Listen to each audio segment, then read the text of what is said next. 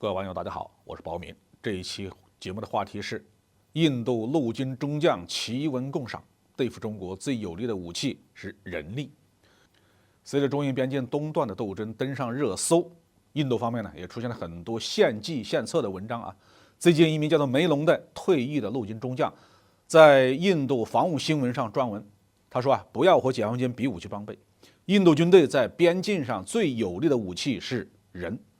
如果仅仅从文字表述上来看呢，这位梅隆将军的说法是对的。任何一支军队都是人的素质比装备的水平更重要啊！决定战争胜负的是人，而不是武器装备。问题是，印度拥有这样优秀的军人吗？可以压着解放军一头吗？梅隆提出的依据有这么2条。首先，他认为解放军非常依赖后勤，任何一支军队在后勤被切断的情况下都会陷入混乱。其次呢，是印度军队长期在克什米尔和巴基斯坦军队对抗，印军更适应高海拔环境下作战。其实呢，缺乏后勤就崩盘的是印度军队。在1962年的边境冲突中，印度军队一旦知道自己的后路被抄，马上就会陷于崩溃，成群结队的往后方逃窜。有些人因为退路被切断了后，甚至躲进了深山老林之中，直到饿得受不了了，才自己主动的跑出来向解放军投降。至于在重围之下坚守阵地，这种事情似乎从来没有发生在印军身上。梅隆呢，对中国人民解放军的了解也实在是太肤浅了。作为中国工农红军的后代，解放军一代一代的官兵都在学习和传承长征精神。在那个没有可靠的根据地和后勤保障的艰难岁月里，中国工农红军依然保持着旺盛的革命意志和战斗精神。在此后的解放战争、出国作战和对外自越反击战中，解放军基层部队经常会面对后勤跟不上的情况，但从来没有因为后勤供应保障问题而溃散。如今呢，中国人民解放军已经在机械化、信息化建设上取得了长足的进步，特别是在中印边境上执行战备行动任务的解放军，机械化程度已经到了让美军都会羡慕嫉妒恨的程度。所以梅隆可能把美军的行为习惯带入到了解放军当中，认为机械化程度这么高的部队一旦失去了后勤供应，那不就溃散了吗？所以他打算靠什么来切断解放军后路呢？在他看来，印度特种部队或征召当地居民组成的侦察兵尤其适合执行这些高风险的任务。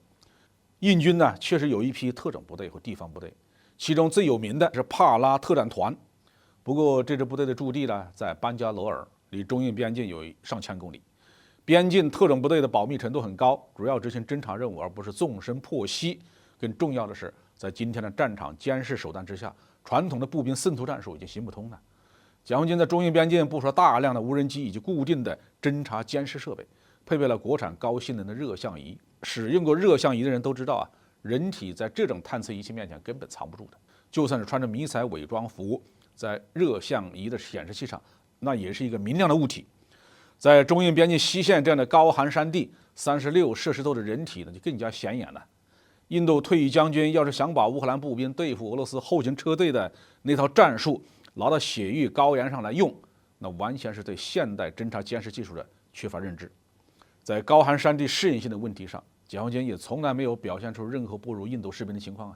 解放军在高原适应性问题上开展几十年的科学研究和现场实验，对高原缺氧导致的各种问题，特别是肺水肿这样的致命疾病，形成了完整的训练和救治方案。解放军官兵即使在高海拔地区，也始终保持着良好的体力，更不要说普遍配备的便携式氧气机了。在加勒万河谷冲突中，解放军凭借体力和装备上的优势，将人受占优的印军打得落花流水。所谓的高原适应性优势，恐怕也是在中国一边吧。印军和我军交手不止1次2次，每一次都是印军一触即溃。无论是用轻武器对射，还是用冷兵器格斗，解放军都能够实现以少胜多。印度的这些退役将领还是给自己的军队出点比较现实的主意吧，比如说不要轻易的招惹解放军好，这句话题我们就说到这里。